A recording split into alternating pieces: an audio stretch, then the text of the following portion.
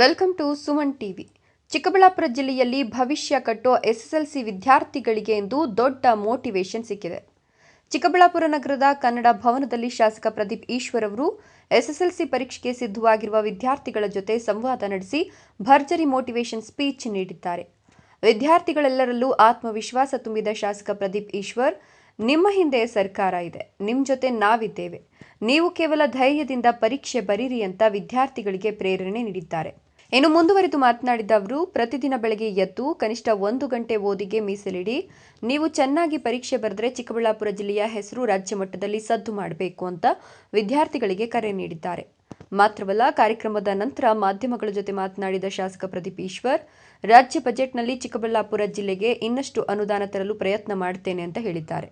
ನಮ್ಮ ಜಿಲ್ಲೆಯ ಅಭಿವೃದ್ಧಿಗೆ ಬರಬೇಕಾದ ಹಣವನ್ನು ತರಲು ನಾನು ಒಬ್ಬನೇ ಅಲ್ಲ, ಸ್ಥಳೀಯ ನಾಯಕರು ಮತ್ತು ಪ್ರತಿಪಕ್ಷದವರ ಜೊತೆಯಲ್ಲೂ ಸೇರಿ ಸರ್ಕಾರದ ಮುಂದೆ ಹೋರಾಟ ಮಾಡ್ತೇವೆ. ಚಿಕ್ಕಬಳ್ಳಾಪುರ ಜಿಲ್ಲೆಗೆ ಬರಬೇಕಾದ ಎಲ್ಲ ಸೌಲಭ್ಯಗಳನ್ನು ತರೋದೇ ನನ್ನ ಗುರಿ ಅಂತ ಅವರು ಸ್ಪಷ್ಟಪಡಿಸಿದ್ದಾರೆ. ಒಟ್ಟಿನಲ್ಲಿ ಎಸ್ಎಸ್ಎಲ್ಸಿ ವಿದ್ಯಾರ್ಥಿಗಳಿಗೆ ಆತ್ಮವಿಶ್ವಾಸ ತುಂಬಿದ ಶಾಸಕ ಪ್ರದೀಪ್ ಈಶ್ವರ್ ಅವರ ಮಾತುಗಳು ವಿದ್ಯಾರ್ಥಿಗಳಲ್ಲಿ ಹೊಸ ಉತ್ಸಾಹ ಮೂಡಿಸಿದೆ.